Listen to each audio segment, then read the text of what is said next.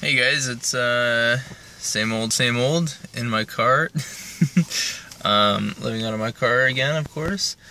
And it's now I think June 8th or 9th or something, and so that's almost 6.5 months living out of my car. So good accomplishment. The goal was 6 months to 2 years. We'll see how much longer I stay in my car. Thought I'd just do an update really, so let's see here. Well, I have been finding it, I think just, it's a different environment. It affects your daily habits and in sometimes ways that aren't conducive to higher levels of productivity and positive reinforcement, I would say. So,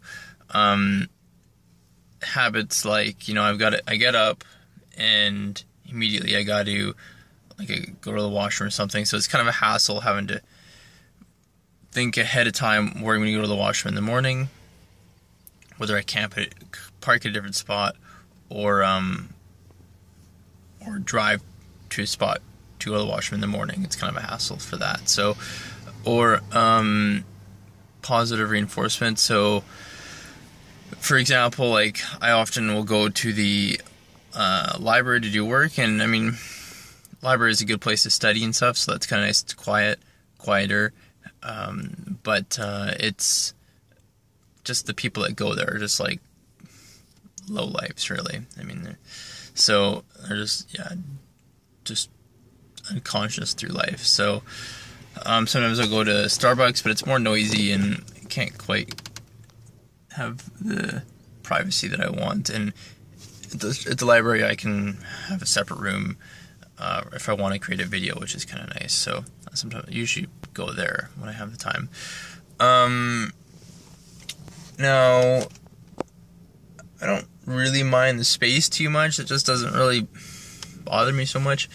I am missing larger meals though. So I've been eating mostly bananas, dates, and then whatever other foods come along my way. I'll have bread as well, other fruits that are discounted. So breads with I've recently just started. I haven't actually had bread in a little while, but recently just started eating more bread with peanut butter and jam. So that's good, more calories. I have gone home. I did do a lot of riding a couple weeks ago, and I did go home for a week and a half period so I could just focus on the training, getting in a lot of miles, so that was good. All my rides are posted on Strava, so if you want to check those out, you can. And yeah, so I'm still training to ride across Canada. That hasn't changed. I think I'll be leaving either July 17th or 20th. Those are the two dates that I'm deciding between. I think I'll probably go for the 17th, but that leaves me about 26 or 7 days to ride across Canada, and then 3 rest days. And then there's also, if I leave on the 17th, I think that's 4 or 5 days from the end of 30 days from the start of the trip to the start of the first day of the Woodstock Fruit Festival, which I'm going to. So about 4 days buffer between there, which is good. As you see here, you can see I've now been fitting up my bike with more bags. I've got this one here, and that's got pretty much everything. It's got my baby sack, sleeping bag, mat, waterproof jacket, and pants. So it's got a lot in there. Put my food in this one, and that's what it looks like there. It's not totally waterproof, but it's got a waterproof zipper. So, and I'll put patch kits or spare tubes and stuff. So, yeah, I have been struggling with keeping a positive mental attitude and remaining productive. So, I recently did reread a book that I have read twice, I think, before, called The Compound Effect. It's a small read by Darren Hardy, and it's just kind of a good motivator. Reinstates those habits of what it takes to be productive and successful on your own terms, but yeah, focused and keep on moving forward. So, I've recently started getting up in the morning, and I'll just think of things that I am grateful for. It's just so easy for us to slip away and forget things that we should be grateful for, and really, like, remaining a positive mental attitude. It's just a choice in the moment. So you can say, oh, I don't have enough willpower to just remain positive or something, the positivity reflects on your productivity. So you got to start with being positive, of course. But of course, even deeper than that, there are things that affect your positive mental attitude. So being grateful is one, and if you can start the day being grateful and finish the day being grateful, you're on the right track. So I start thinking of just things right when I get up, immediately, that I'm grateful for, and then I will kind of send out, you call it prayer or whatever, positive vibes to someone that I want someone to do well at, right? That put them on the right track, or keep on just pushing them towards what they're going for if they're already kind of goal-oriented or something.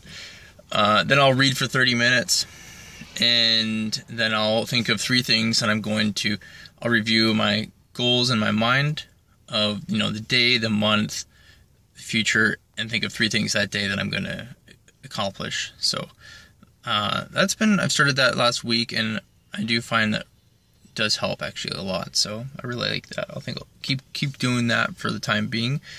Now with the reading though, that's one thing that's kind of getting me down, because I really enjoy reading. I really enjoy researching, and with all the training that I'm doing, I've just been distracted and haven't had the time and the